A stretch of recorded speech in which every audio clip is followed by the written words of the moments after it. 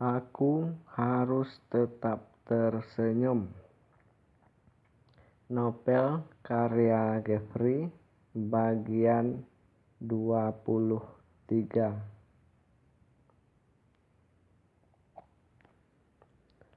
Bagai ayam yang baru nelan kelereng, Riko keluar dari rumah Ranti. Dia menelusuri jalan poros kampung menuju rumahnya. Pandangannya melotot ke tanah, ke ujung kaki, kiri, kanan, kiri, kanan. Tidak sedikit pun menoleh ke kiri ataupun ke kanan.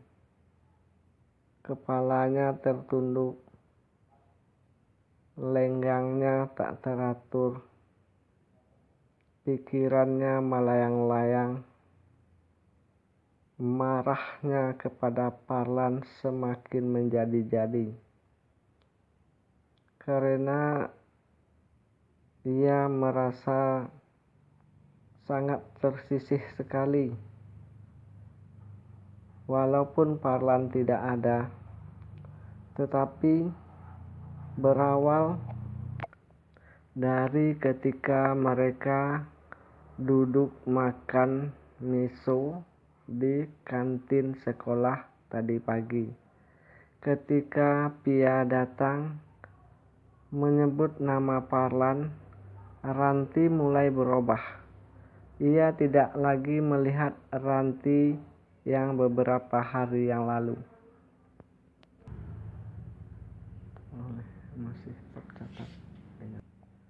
Masih teringat oleh Riko ketika pertama mereka mendengar Pia menyebut Parlan. Ranti langsung lemas, mukanya merah. Ketika ditanya, ia mengatakan ia kecapean karena semalam berjalan jauh bersama ibunya. Begitu pula barusan ketika ia bertamu ke rumah Ranti. Tiba-tiba tanpa angin, tanpa hujan, Ranti menyebut nama Parlan. Kemudian Ranti pun langsung berubah. Ia tampak murung, diam, jarang bicara.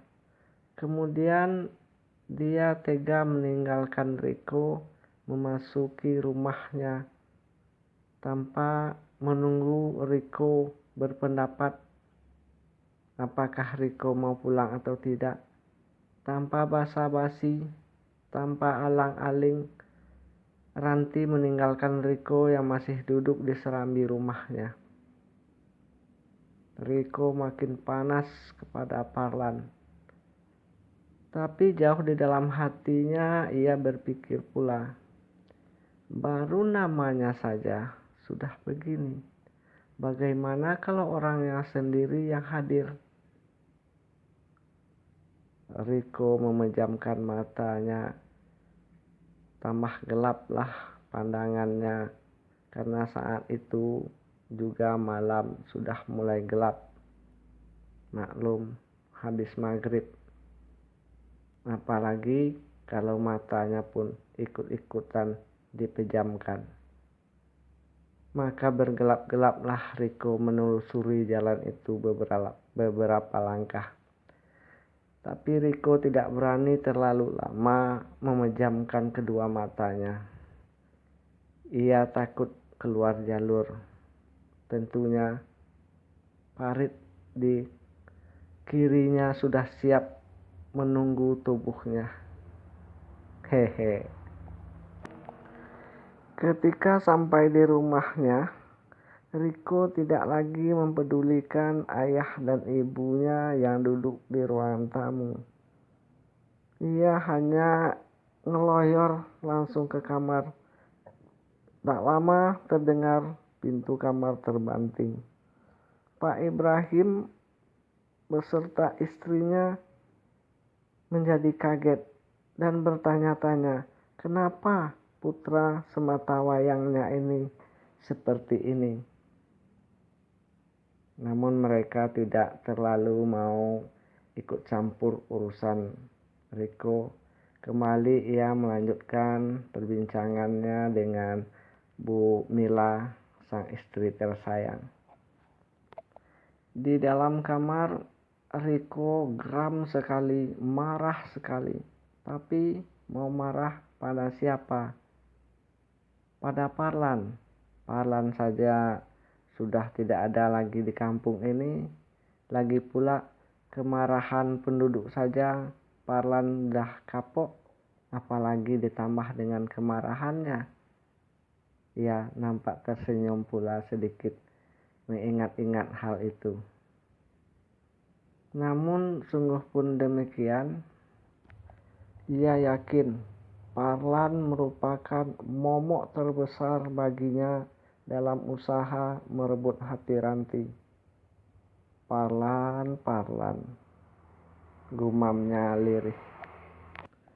Kemudian diambilnya buku Ranti yang tadi dipinjamnya, yang baru saja terjatuh di lantai. Dibukanya satu persatu dari halaman buku itu.